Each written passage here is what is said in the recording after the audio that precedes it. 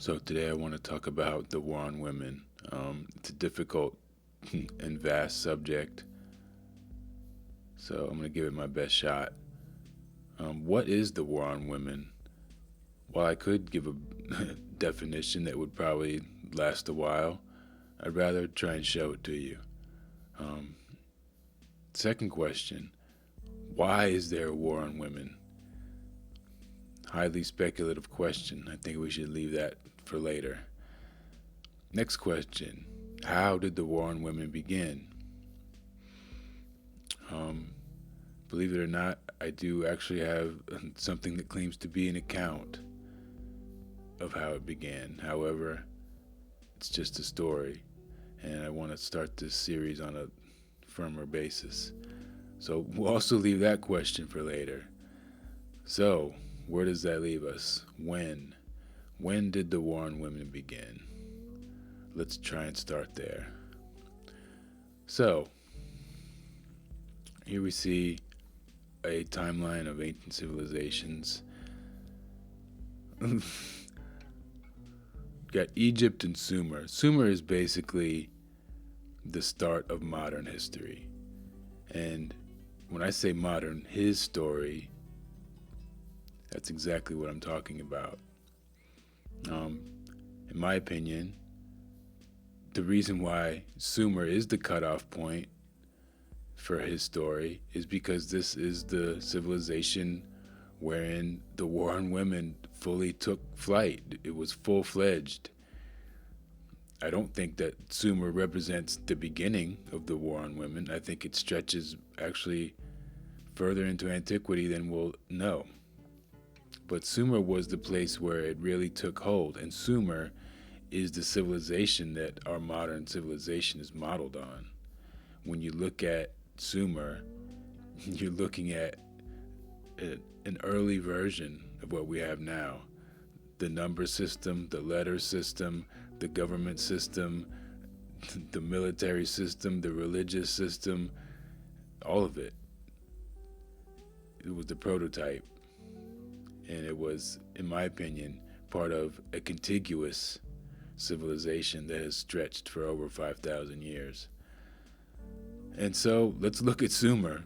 Let's go right to the start of civilization and see what we see. Sumer creation myth.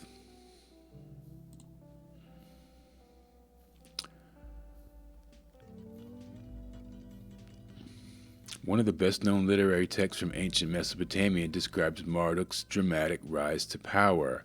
It is often called the Babylonian Epic of Creation, which is rather a misnomer, as the main focus of the story is the elevation of Marduk to the head of the pantheon, for which the creation story is only a vehicle. So they're telling you flat out, this version of the creation story is one where the male god takes power. In this narrative, the god Marduk battles the goddess Tiamat, the deified ocean, often seen to represent a female principle, whereas Marduk stands for the male principle. Again, spelling it out for you, this is where the male gods took over. Marduk is victorious, kills Tiamat, and creates the world from her body. Now I want to give you another account of this story. Tiamat was the deification of the primordial sea. She herself becomes the main antagonist of the story, creating an army of monsters. She is ultimately defeated by Marduk, the story we just heard, who incapacitates her with his evil wind and then kills her with an arrow. Marduk splits her in two, creating heaven and earth from her body, the Tigris and Euphrates from her eyes, mist from her spittle, and mountains from her breasts, and so on.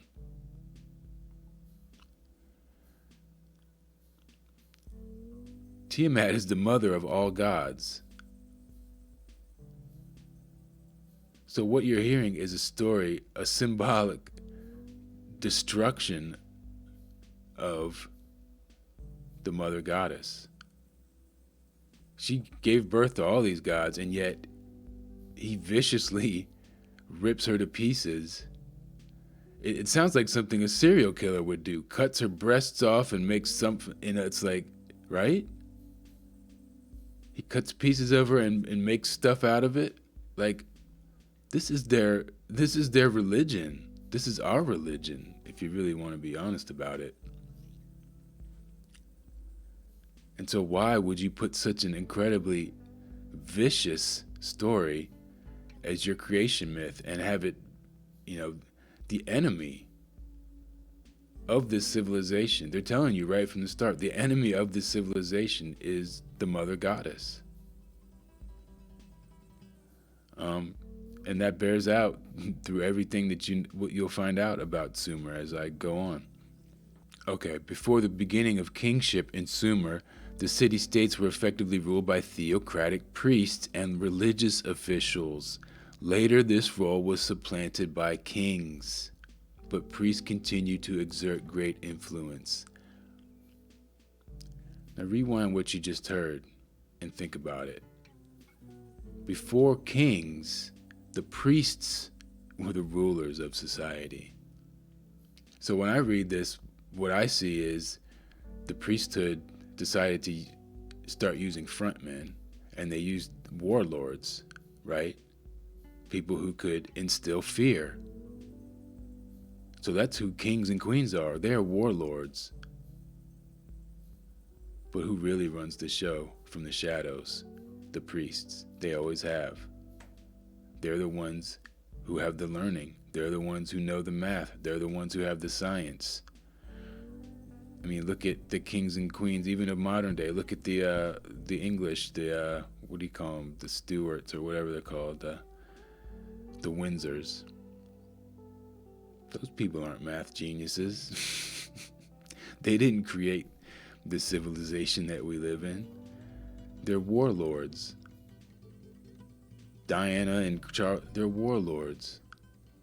Behind them is the real power, the priesthood.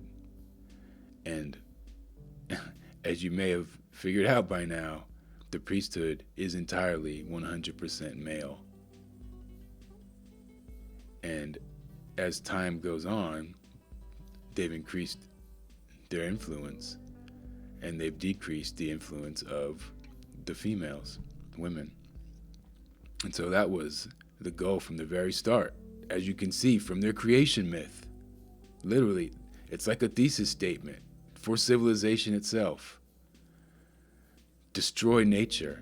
And that's another important, very important thing to understand with the war on women, is the philosophical conflation of women with nature.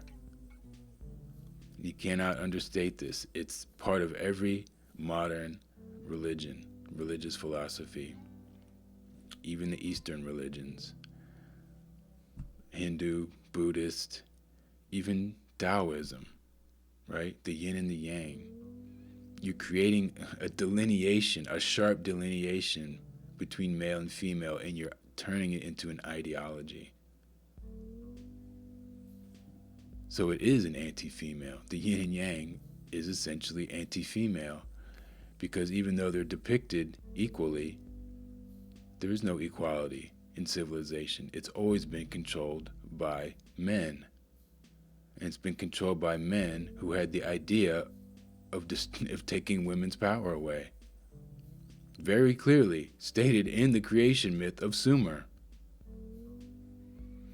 And what I'm going to show you as we go on is that as these religions progress through time, through our little timeline here, they become more and more and more anti-feminine, and the goddesses are diminished, and they're slowly turned into demons, and then they're just erased altogether. And that's where we are now in a lot of cases.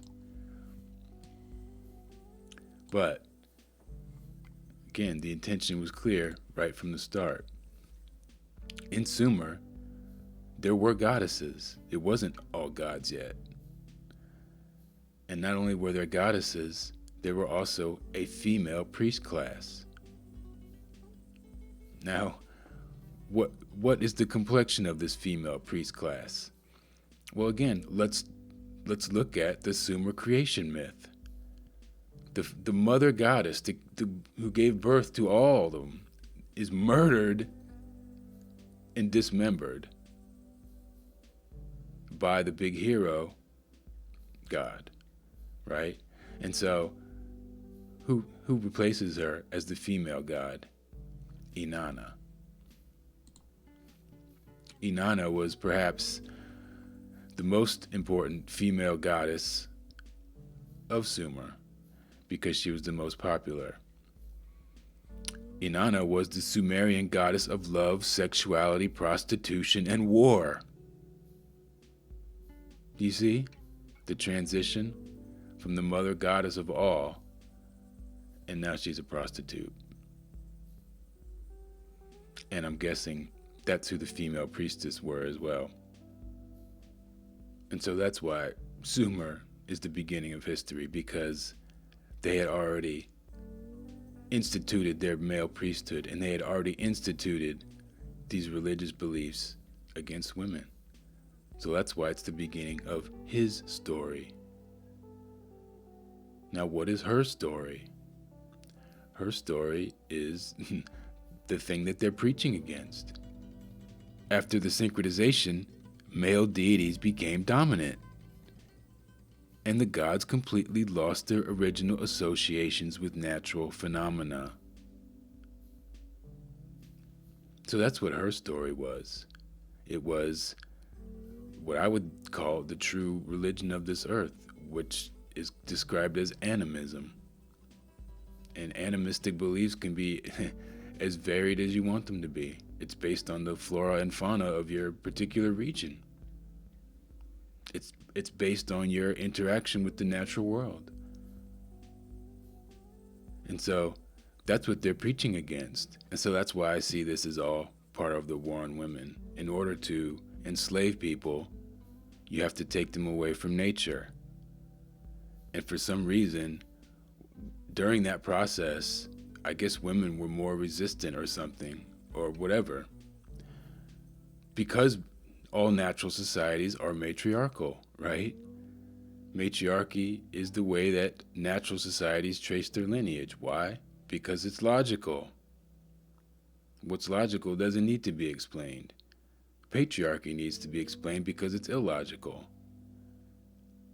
Patriarchy and a lot of the illogical things that we believe in are the result of these religions. And so the real drive behind the war on women, in my opinion, is this want of a larger slave society. The desire for power, the desire for technology. Those things can't be attained in a natural society. They can't be attained in a healthy, sustainable society, which are the matriarchal societies. And so the women and the mother had to be degraded and denigrated to even achieve this. You don't build a pyramid without enslaving lots and lots and lots of people, and not just enslaving them, but brainwashing them. And the Sumerians were pyramid builders.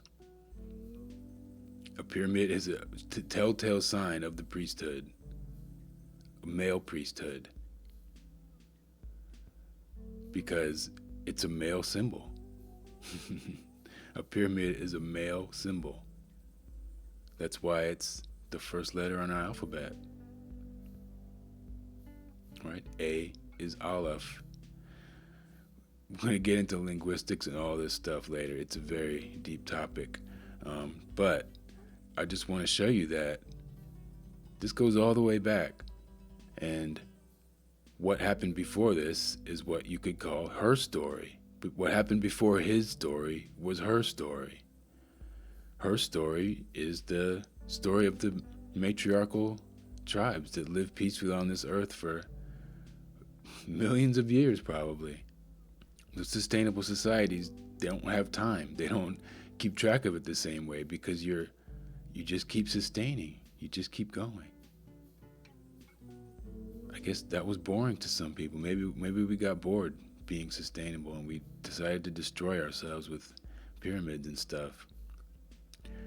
In any case, 5,000 years since Sumeria isn't that long. It's a blip of time in the larger scheme of human history. So to think that everything that happened in the past 5,000 years describes human nature is not true. The things that happened within the past 5,000 years describe human nature under the control of these religions. And I'm going to tell you, just like Sumer, they told you. Until the advent of the Lugal, Sumerian city-states were under a virtually theocratic government. Okay? The theocracy moved into the background. They moved into the shadows. But they're still there. They never left. And they put their religious symbols on everything. And we can easily see that. But most people just don't want to see it. And they want to pretend that the war on women is somehow coming to an end when it's really reaching its highest climax right now, its highest point of oppression of women, of nature, of the feminine principle. So that's where we are now. These priests have done their work for thousands of years to turn us into what we are. And so the war on women has reached its highest point right now. So yeah, don't forget, what we know as modern history begins with the murder and dismemberment, ritualistic dismemberment, like a serial killer, of the mother goddess, the female principle. It's the Great Plague.